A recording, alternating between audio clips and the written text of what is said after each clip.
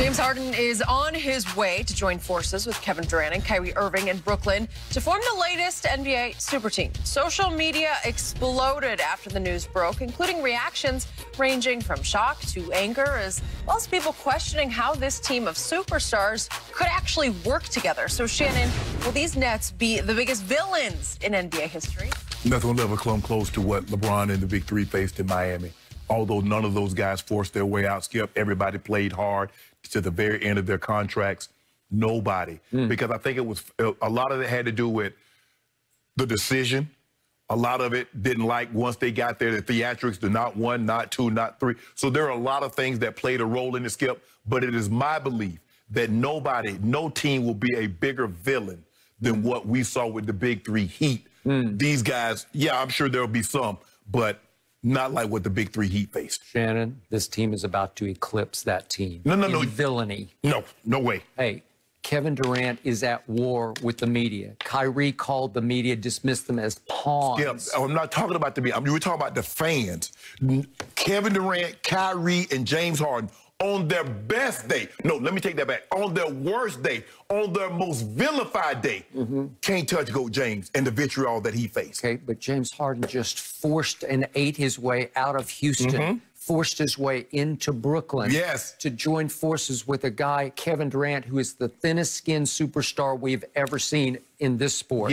He has burner accounts. He once told the media, you guys don't know bleep about basketball, after those same guys had just voted him the MVP. Skip, but that's the media. I'm talking about the fans, the vitriol. Kyrie turned on LeBron, despised LeBron, and forced his way out of Cleveland to Boston, where he quickly threw the whole team under the bus, went to Brooklyn and threw that team under the bus. In the process of LeBron and Kyrie forcing his way out there, you blame LeBron James because you said it was his behavior. It was him. I kept telling you what Kyrie thought. He thought LeBron was more concerned with stats than with winning games. Skip, there's no way. Now, when they show the fans and they burning down James Harden stuff, then we can talk. But what I would think they wanted to last night. You don't think so?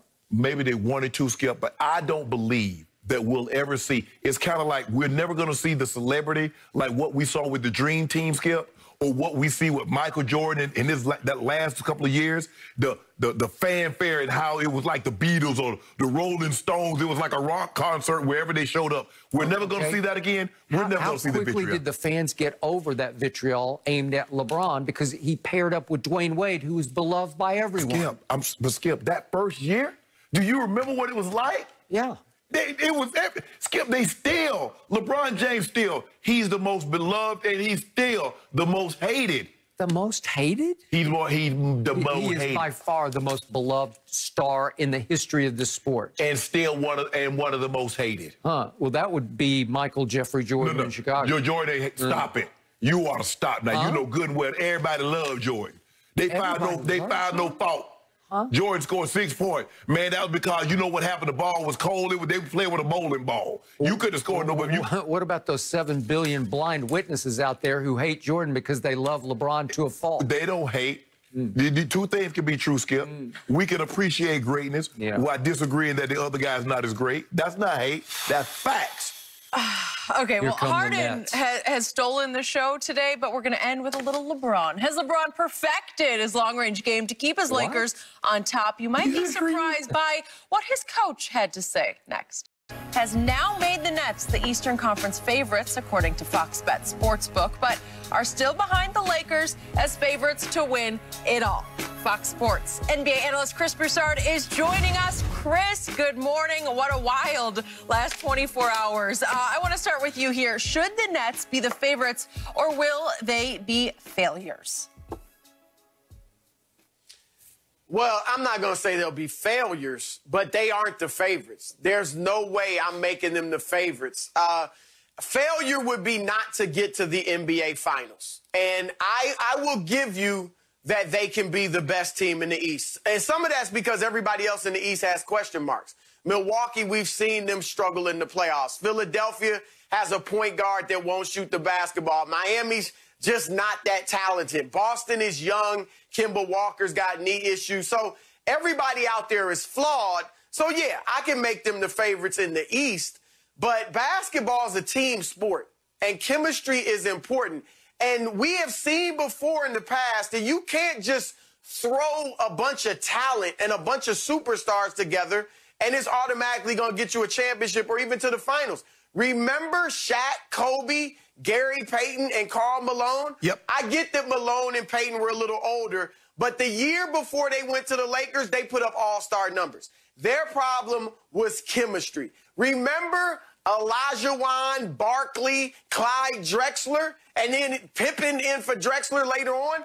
Those teams, those guys still could play, but it didn't work chemistry-wise. And this, what is in Brooklyn, is the greatest chemistry experiment I have ever seen in my 26 years of covering the NBA. You would be a fool to write them off completely. You got to give them a puncher's chance because of all of that firepower. But I am not putting them ahead of the Los Angeles Lakers, who right now look like they're head and shoulders above everybody else in the league. They got 3 issues in Brooklyn. 1, style of play. 2, ball-dominant guards that over-dribble, and want to be the man. The second thing is egos and personalities. With Kyrie, there's the unknown. Is he even coming back? We have no idea. What type of headspace is he going to be in when he comes back? And then there's the known. We know he left a championship team in Cleveland because he wanted to be the man. He woke up this morning, maybe he was on a political call last night or something. He woke up this morning and he's the 3rd best player on the team all of a sudden. Is he going to be happy with that? Yeah. So you got those issues. And then thirdly, defense. You don't have to be, a tremendous defense, but you got to pay attention to the defensive end. And they've got 3 stars who aren't defensive-minded and coaches that aren't defensive-minded. So all those question marks lead me to still go with the Lakers. Who's guarding AD? Who's stopping LeBron? So I'll give you the East, but you ain't beating the Lakers. Go. No, I want to go. I want to sit over here and gloat some more. So, Chris Broussard, I believe that the Brooklyn Nets, unbelievably, not the old New Jersey Nets became the Brooklyn Nets. And because they just signed out of the blue Kyrie and KD, and then they outbid the 76ers for James Harden, that they just won this year's championship and or next year's championship because that window is open. I give you chemistry experiment. But to me, if you blend the best player on the planet, the most efficient scorer of the basketball I have ever seen in Kevin Durant, a 2-time back-to-back finals MVP, an alpha who shocked me by how he took over the Golden State Warriors and led them to back-to-back championships. And you add a man who's a 2-guard by trade, who is James Harden, who is simply the most revolutionary perimeter scorer we have ever seen. A man who also led the league in assists and who also last year led the league in steals and who is a very underrated, disruptive defensive player who was 6th last year in deflections and 3rd in loose ball recoveries because he played his tail off on defense and he reduced his usage rate from 41% all the way down to 35%. That's a big drop just for his buddy, Russell Westbrook. If he sacrificed that for Russell, he'll sacrifice this for Kyrie. Kyrie is simply a point guard, a clutch shooting point guard with the greatest handles I have ever seen, even beyond Allen Iverson. I'd have to go back to Curly Neal of the Globetrotters to find handles like these. Isaiah had handles. Okay? I know, but not like Kyrie. No, but... Okay, listen. Kyrie. What's that? I give you Kyrie. Yeah, okay, Kyrie got the best, yeah. Okay, I give you Kyrie. I think he's the best ball handler ever. So you have a 1, a point guard. You have a 2 in James, and I get you. He can be ball dominant, but I don't think he'll be nearly with this group. And you have a Kevin Durant who doesn't need to touch the basketball that much to score 30 a game. He can get you 30 on 12 shots. He might not touch it that much with those other 2 guys. Okay.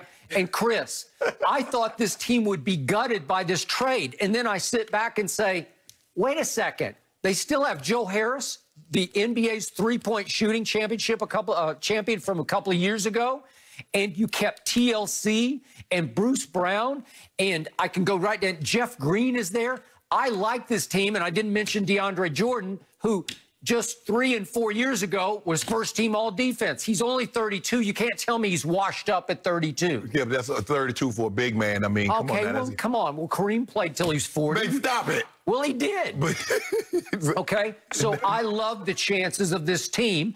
And as you say, it depends on Kyrie's head. I'm not sure where it's at. But I'm saying that James Harden will be a Hall of Fame insurance policy. But beyond that, he'll be a catalyst and a motivator to get Kyrie back in the fold and back re-engaged to play basketball at the highest level.